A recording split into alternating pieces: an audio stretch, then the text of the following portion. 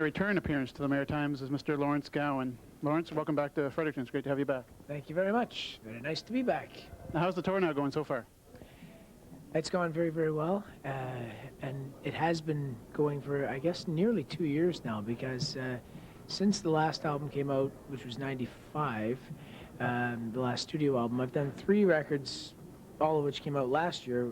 2 of them were solo live records, which is the show that I'm doing on this tour, and a greatest hits record that came out at the end of last year. And so I'm more or less, I've continued on the road and only gone into the studio periodically to record a couple of extra tracks for those albums. So it's really continued on, and it's gone really well. Yeah. I know besides making great studio albums, you're also well known for your fantastic live shows. And I guess the first time I ever seen you live was with Supertramp many, many years ago. And I guess the general consensus was you blew Supertramp right away. I've also seen you headline your own arena shows, but do you miss playing the arenas compared to now playing the clubs? Well, I don't really miss playing the arenas because I still do get a chance to play a few of them. I did a tour last year with a tour with Styx, and we played at the Molson Centre in Montreal, and we played the Colisée. So I still get a taste of playing those larger venues as well, periodically. However, for the solo show, it's more conducive to an intimate atmosphere. Musically, I get more out of it because I have to challenge myself as a musician to come up with all the goods by myself in front of the audience. And just the close proximity of the audience just adds to the ambience of really communicating and sharing your music with people. And that's true for almost any type of music. Now, as you mentioned, you released a couple of live albums in the last 2 to 3 years. Now, why 2 live albums? One I did in English and was done exclusively on acoustic piano. And I did that one in Toronto at the Glenn Gould Theatre. And that one specifically was for the folk festivals that I started to play. They wanted something purely acoustic and like the show that I was doing. The French one was really because after I did a tour in Quebec, I just recorded all the shows, and there was a real obvious atmosphere that was provided by the audience, specifically when I listened back to the tapes, and I realized, you know, it's not often that comes to mind that where an English act has had the kind of connection and the kind of understanding and that I've had with the French audience. And so it was a nice sounding record to kind of show my version of the French language and do a couple of songs in French as well. Are you bilingual? Je pense non. Because I know you wrote one song in French. Was that difficult? Well, it was difficult while I tried to write it by myself because my French is not, I don't have enough of a command of it to bring the idea home. So I started it, and then I called upon the able assistance of a fellow by the name of Jean-Guy Prince, who brought the idea to fruition.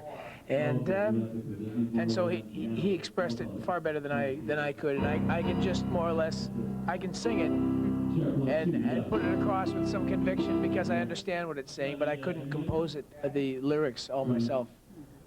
Also on your Best Of album, you do a great version of the old Guess Who song, These Eyes. Why did you choose that now? A couple of reasons. Guess Who was the very first band I'd ever seen play live. And the moment I saw their show, I felt this is exactly what I want to do, is not just make music, because I'd already decided that, but to go out and play in front of people, because the connection they had with me that night is what I've been trying to do with people ever since. So that would be reason number one. Reason number two is last year Burton Cummings and I did 4 shows together, and we actually did just two pianos, and that was it. We actually shared the stage for a little bit as well, where we played at the same time. And I was just reminded again of the great songs that the Guess Who had, and These Eyes was always one of my favorites, and so I did a version of it that's quite removed from the original, which will always be the definitive version, and this is my version of making it relevant to today. Great. Now, a while ago you were also on a tour, a UN tour of the Middle East and Bosnia. Now, what was that like? Probably the most illuminating touring experience I've ever had in my life, to be in Egypt and play out in the Sinai Desert in front of 11 different nations and find just to find yourself in those circumstances and be able to play music in Bosnia on Christmas is another one. I mean, I feel pretty lucky to be involved, to have been involved in something like that, because it made a lot of the lyrics, a lot of the feeling of the music even more profound, to share it and to do it in a place where the tension is heightened by the surroundings. What was the reaction to your music over there? Oh, fantastic. The only thing is, the Colombians, funny enough, came up to me after the first night and said, I made some kind of little joke on stage, as I am prone to do from time to time, about a criminal mind. And some of the Colombian guys that didn't have an entire command of the English language, but a better one than I have of Spanish anyway, came up and said, "Hey, what was that song you did about the criminal? Huh? Why did you say thank you, Colombia, after? You think we're criminals?" And I was like, no. It's amazing how little things can get lost in the translation. But the next night, they helped me out. They gave me some Spanish lines in the song, and it went over even better. So yeah, particularly the Colombians and the Fijians. Funny enough. Great. Now, a lot of people might not realize you are a graduate of the Royal Conservatory of Music. Yeah. Now, you studied classical piano?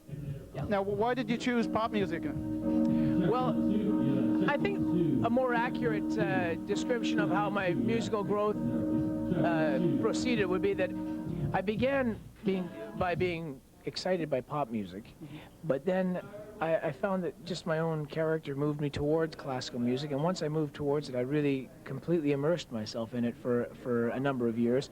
And the last 2 years I was at the conservatory, I was 18, 19. I just, to the exclusion of everything else, just focused on classical piano performance, and did an associateship degree with the conservatory, and I loved that time there. But really, I knew that once that had come to an end, I would be using that in future as something to draw on for songwriting, and so that's why I turned more to what I think is a more relevant way for me to apply my talent to the world. As well, you probably don't like sitting in a tux all the time anyway. Yeah. Well, yeah, I look like hell in a tux, I can tell you that, yeah. Were you prepared now for the success you achieved in 1985 with the Strange Animal album? I think it's like triple platinum now. Yeah.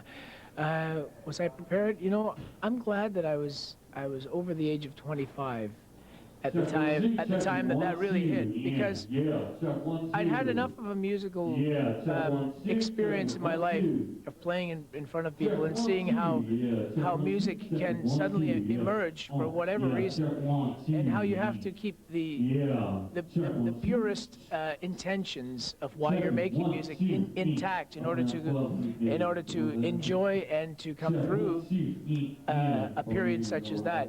So I feel that I was prepared for it, and since then I think that that's been